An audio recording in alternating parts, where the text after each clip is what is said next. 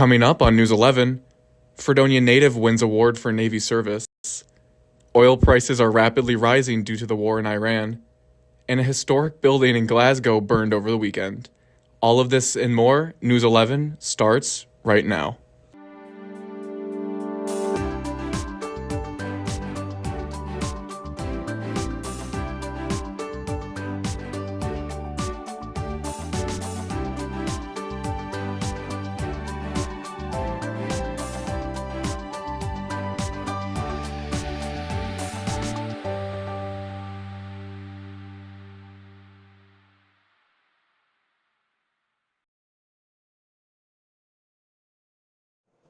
Good evening and welcome back to News 11. I'm Matt Volz. And I'm Alex Matt.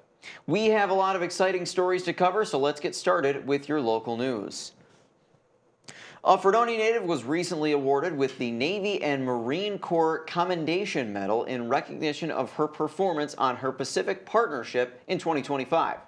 Lieutenant Amber Campaign currently serves in the U.S. Navy, where she's been assigned to the Navy Medicine Readiness and Training Command, also known as NMRTC Camp, in Pendleton, California, where she is part of the largest annual multinational humanity assistance and disaster response mission.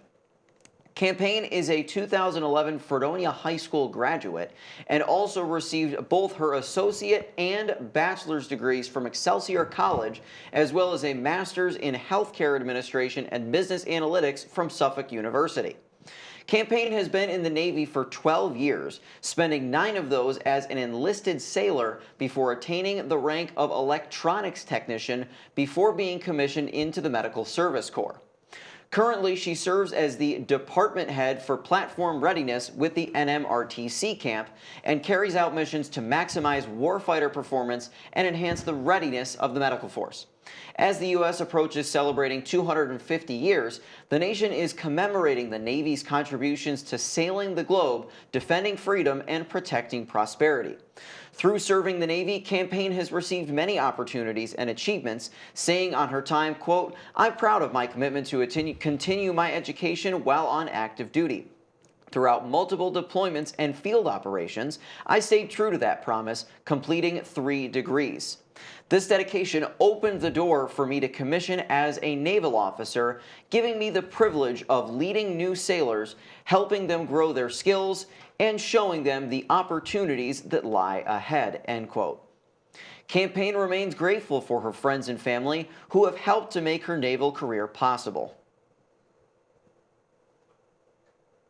A man involved in a Westfield shooting and police chase on Saturday night is facing charges. The Westfield Police Department, Chautauqua County Sheriff's Office, New York State Police, and Chautauqua County District Attorney's Office were dispatched to a residence on West Main Street in the Village at 7:24 p.m. An investigation determined that 52-year-old Jamal W. Johnson of Westfield allegedly shot and wounded an adult woman during an altercation at the residence. Johnson got in a vehicle and fled the scene, leading law enforcement on a pursuit to the town of Pomfret, where he attempted to flee on foot before being taken into custody by the Chautauqua County Sheriff's Office. The chase led the Fredonia Office of Emergency Management to order residents to shelter in place as police searched for an armed suspect. The victim was rushed to a hospital for treatment and is currently in stable condition with non-life-threatening injuries. Johnson is being charged with first-degree attempted assault, and more charges are expected to follow as the investigation continues. This past Sunday, the Fredonia Phillies basketball team saw their season come to an end against the Grand Island Vikings. The two teams faced off against each other in the Class A Section 6 crossover game, and the Hillbillies trailed the entire way in a 69-37 loss. The game took place at Buffalo State University and was a crossover of Class A against 2 champion teams, both with 21-2 records in the regular season. Grand Island is one of the largest schools in Class A1, and Fredonia is one of the smallest in Class A2, and the Grand Island Vikings dominated the Fredonia Hillbillies the entire game. Fredonia head coach Nick Bertrando said, quote, "We just couldn't get our legs underneath us," end quote. The Fredonia team was out of rhythm from the very beginning of the game, while the Grand Island team played physical without fouls.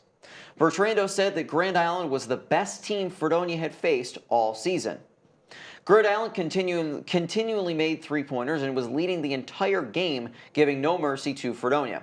The players that led for Grand Island were Chase Uribes, Dane Brown, and Jake Castiglia. The players that led for Fredonia were R.J. Koopman, Donovan Dowdy, Colin Luce, and Ryan Kelly. The Grand Island Vikings go back to Buffalo State and play in a sub-regional contest on Wednesday evening. The Chautauqua Humane Society is doing an overhaul of renovations and is now accepting contributions to the campaign. They intend to create better connections with the community and increase the space and quality of living for their animals. The project is a $7 million capital campaign that will also increase space to hold strays and animals coming from cases of cruelty.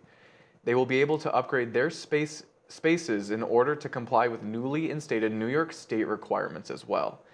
Education will be a large focus on the community connections through this campaign. This includes a multi-purpose room, humane education programs, and even a cat cafe. The product at the cafe will be purchased by donation, so community members have the option to just come and socialize with adoptable cats. This renovation will also include increasing the sizes of holding areas for cats and dogs in the shelter.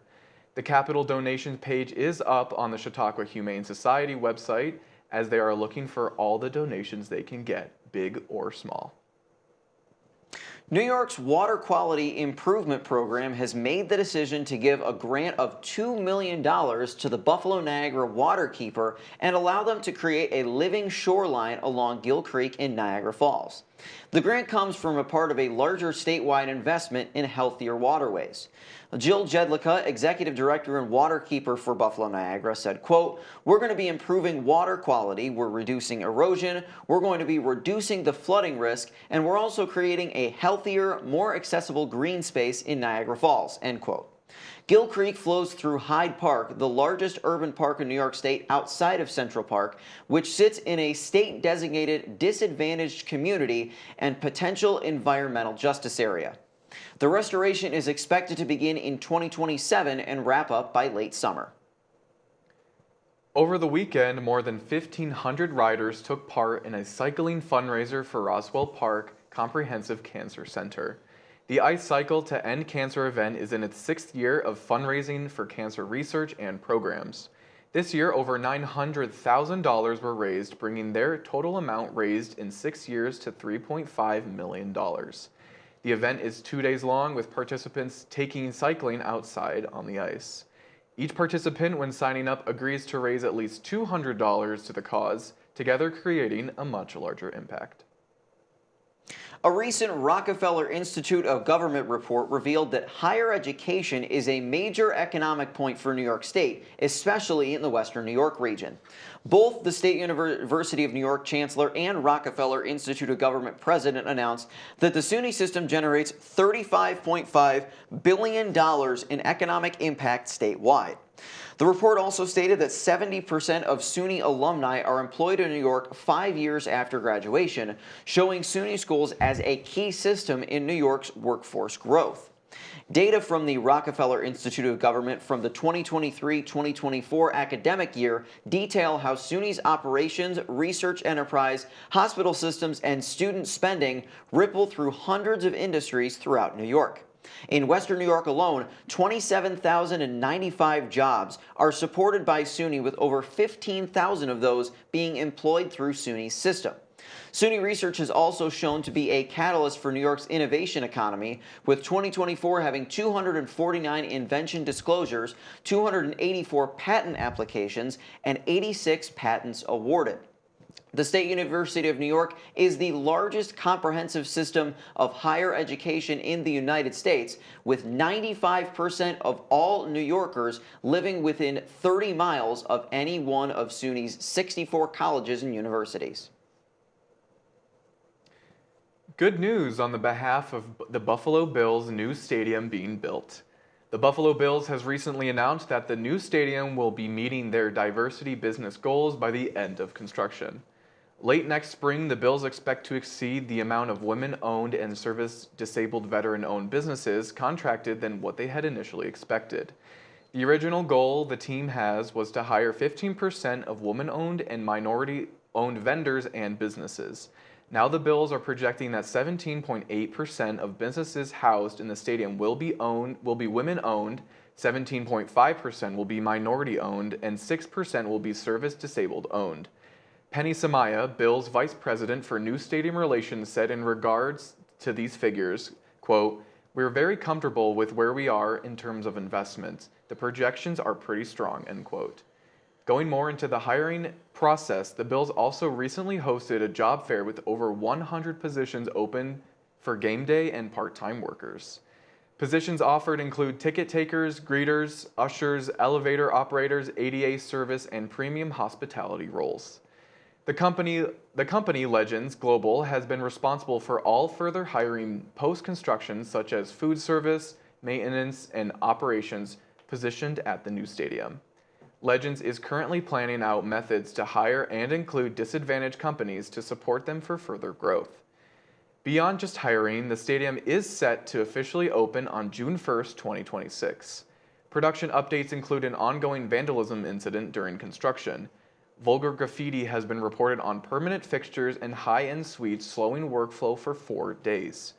An investigation has been ongoing with a $100,000 reward for anyone who has information that can lead to an arrest and conviction of the perpetrator. So far, only 2 individuals have been taken into custody, but no charges have been filed yet. Between hiring, construction, and vandalism, the Buffalo Bills are making waves in the local culture and community. And when we return, we will have your national stories. We'll be right back. Most of my family, they never graduated high school or even let alone go to college, so I'm trying to break that barrier. Every day after work, went straight to school, studied hard, and it paid off. I could not have done it alone. I see the future is really bright for me. The high school diploma is just added to the confidence, and now I feel unstoppable. Find free adult education classes near you at finishyourdiploma.org. This past Sunday, 2 individuals were arrested for throwing handmade explosives at New York Mayor Zohran Mamdani's house in New York City. When thrown, the bombs released smoke and flames but did not cause an explosion. The devices have been collected and sent off for further analysis. It is unclear whether they were created as an intimidation tactic or with the intent to cause harm. After an investigation took place, 4 more people were arrested for being involved in handling and deploying the devices. Luckily, no injuries were reported. 2 young and promising mariachi musicians and their parents who were held in an ICE detention in Texas have been released. 14-year-old Caleb Gomez Cuellar and 12-year-old Joshua Gomez Cuellar were held with their parents at the South Texas Family Residential Center, which is located in Dilley, Texas. Their brother Antonio was also held in a facility separate from the family in Raymondville, Texas. There was a news conference that was held on Monday to tell people that the family was released and will be reunited again.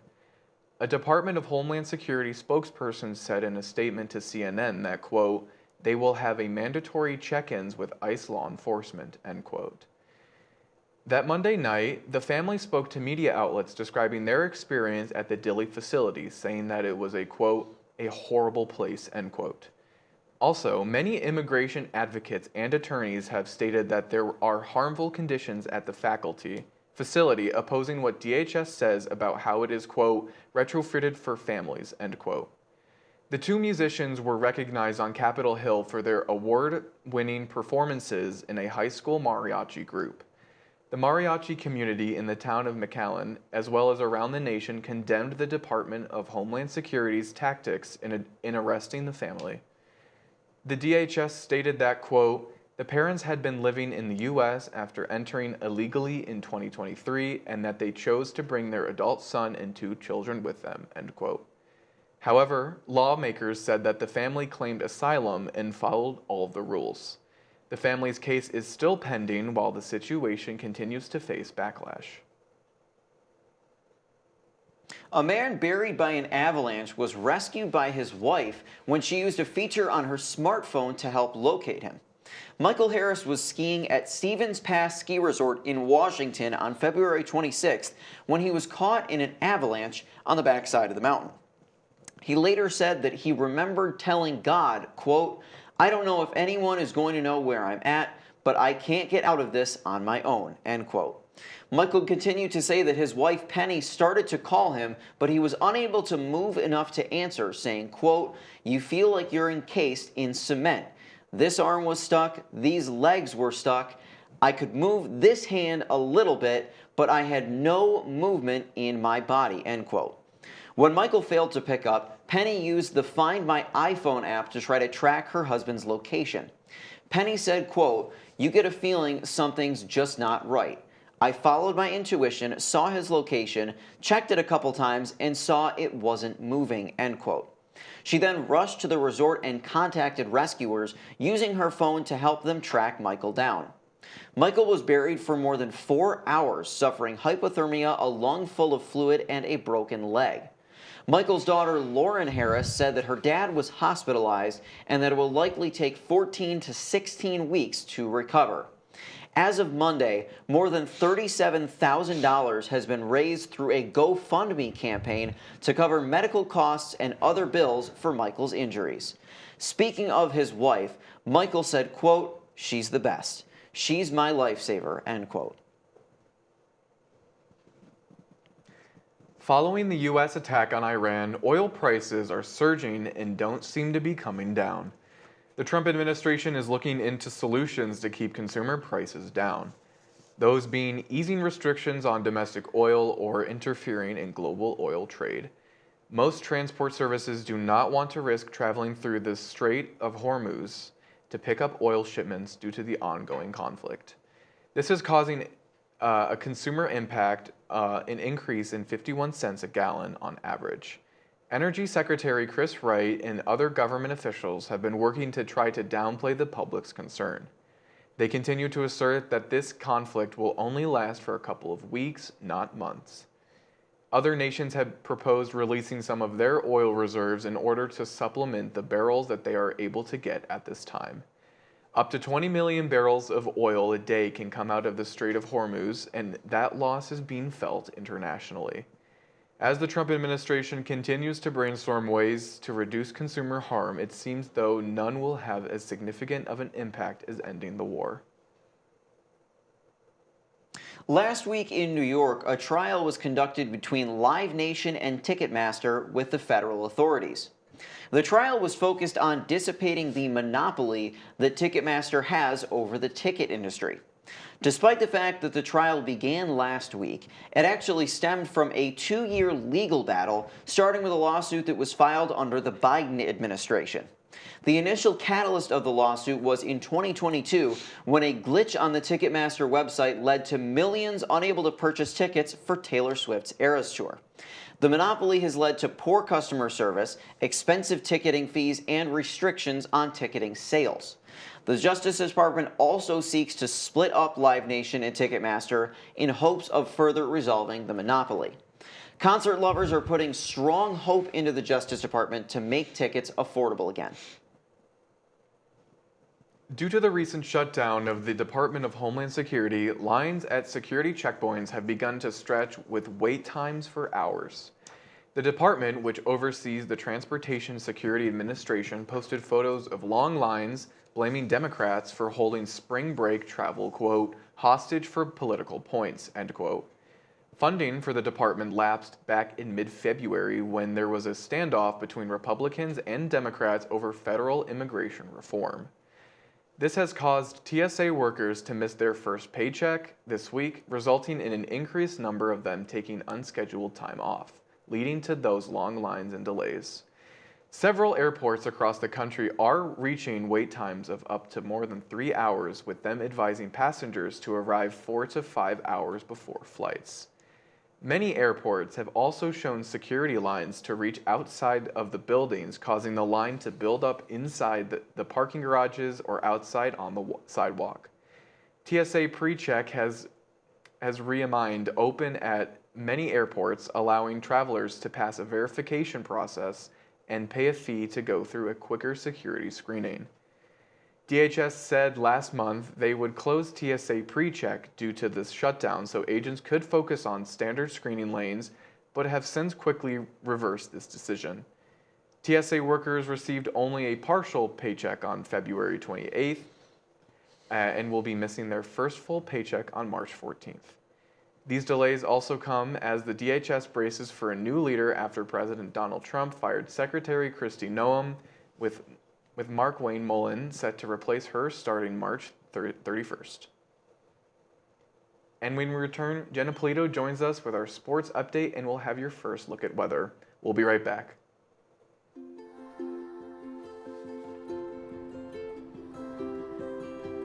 To Sofia and Gabriel, mis flores, my little flowers. Even though these old knees can't follow on your adventure to the forest today, these flowers represent my love, so you can take me with you wherever you go, near or far. These stitches and threads join us together. Me, your mother, and both of you. And wherever you see a flower, a bird, a beautiful tree, know that my love is with you as you bring our colorful stories to the world. Make the forest part of your story at a park near you. Find one at discovertheforest.org. There was an old woman who lived in a shoe. She had so many children, she didn't know what to do.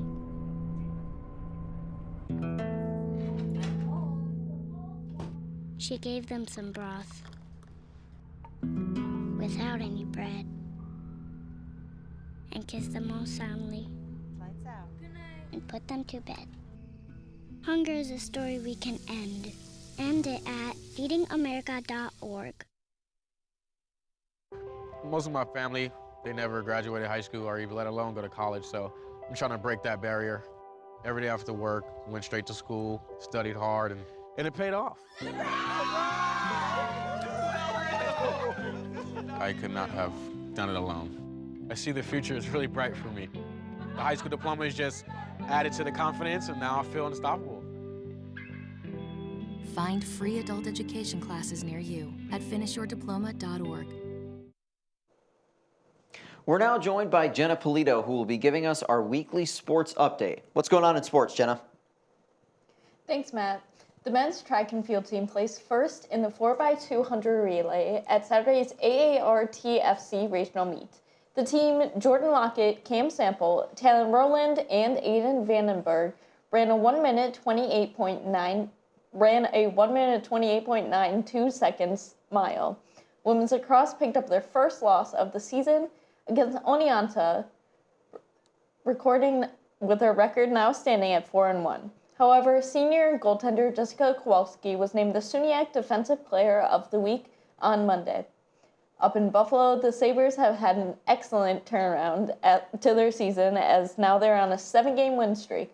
On Sunday, the Sabres faced the Lightning, coming out on top 8-7.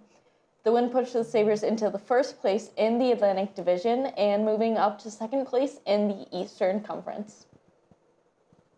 And now I'll toss it back to Matt for our first weather forecast. What do you have for us, Matt? Thanks, Jenna. Today we saw a rainy day with cloudy skies and thunderstorms throughout. We had a high of 63 degrees, and as we continue into the night, we may continue to see those showers as we drop down to a low of 29 degrees. Tomorrow, the temperature will drop down quite a bit with a high of 34 degrees. We'll have cloudy skies throughout the day with an 18% chance of rain, and we'll drop down to a low of 27 degrees. We will see a mixed weather weekend, so stay tuned for our weekend weather forecast. And when we return, we will have your international headlines. We'll be right back. This one's for the real ballers and shot callers, the Sisterhood of Women in Tech. They're discovering cures, building apps, and programming the blockchain. They're CEOs, worldwide hustlers who can make it rain. They're tearing down the old boys club and seeing big gains. Because when women in tech come together, you know they make that change.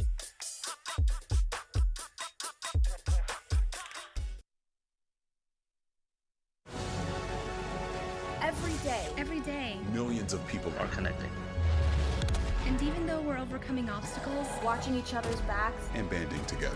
we should still make an effort. We should still make an effort to get to know each other, on a deeper level. Father, cosplayer, Mentor. actor. it's time we take a step forward It's time we take a step forward. Come together and discover How accepting our differences can make us stronger.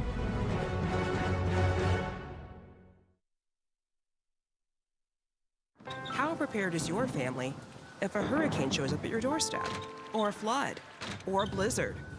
You can't just turn away a natural disaster. That's why it's important to go to ready.gov/plan now. It has the tools and tips you need to make an emergency plan with your family. So if disaster comes knocking, let's go. You'll be ready to help keep your family safe. It's just a pizza. Yes. Make a plan today.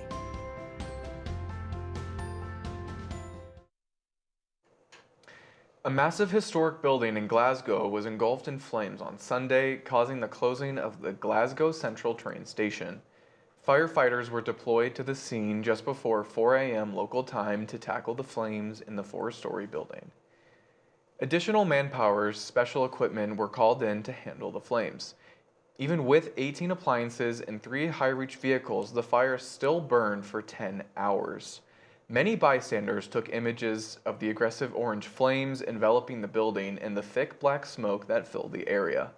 Scotland's First Minister John Swinney made a statement thanking the emergency crews for their work and expressing his concern for the severity of the fire. After the fire was brought under control, the station remained closed and travelers were advised to follow alternate routes. They will be given access again to the station once comprehensive safety checks have been conducted.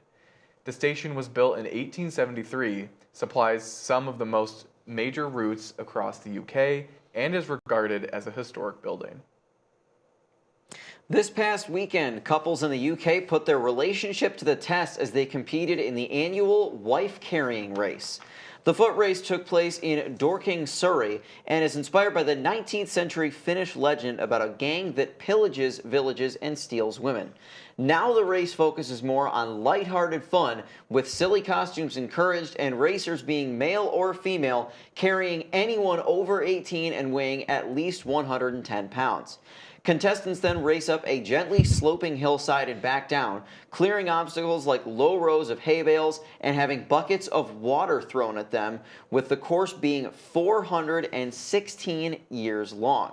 And the winners of this year's race were Teemu Toivonen from Finland with a time, and Jata Leninen from Finland, with a time of 1 minute and 45 seconds and winning a barrel of local ale. The fastest British couple came in just 4 seconds behind the winners and will represent the UK at the World Wife Carrying Championships in Finland in July. 2 marsupial species presumed to be extinct have risen from the dead after being rediscovered on the island of New Guinea. The first is the pygmy long-fingered possum, a small striped animal with one exceptionally long digit on each hand.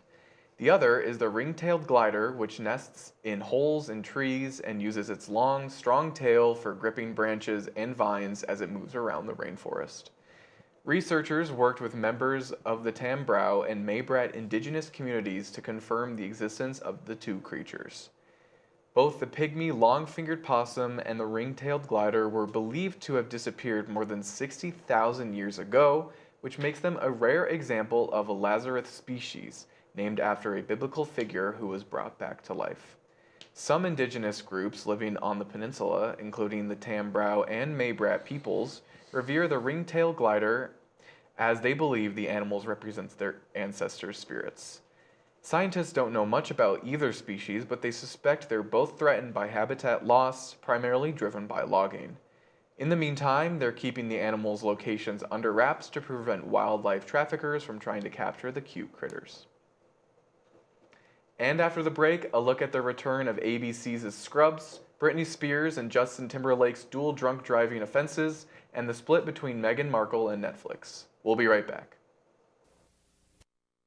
We've been down there. You gotta do the same.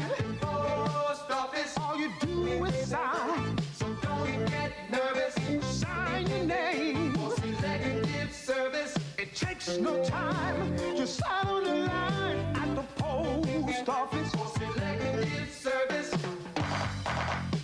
Guys, if you're about to turn 18, you've got to register with Selective Service. It's simple. Just go down to the post office, fill out a card, and turn it in. That's all there is to it.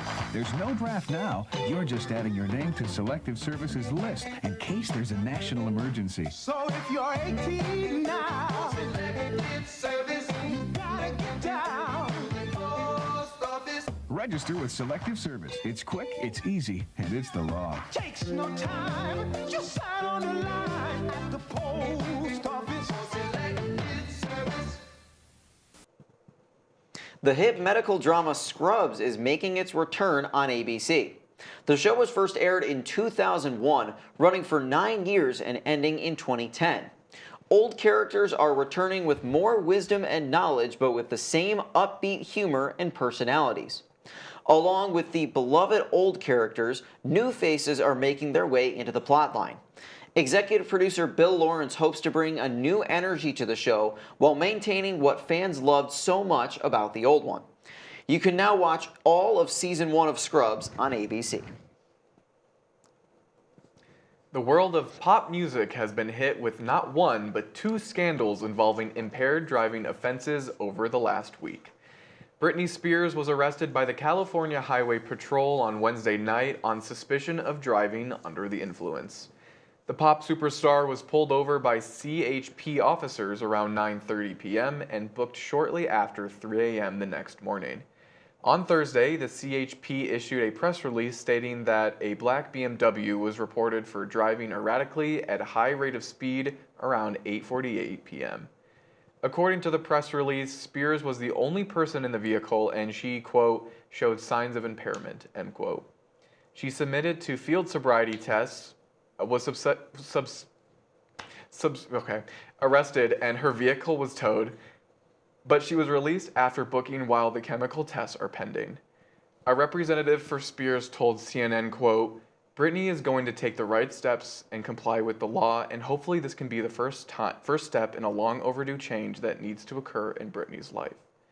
Hopefully she can get the help and support she needs during this difficult time, end quote.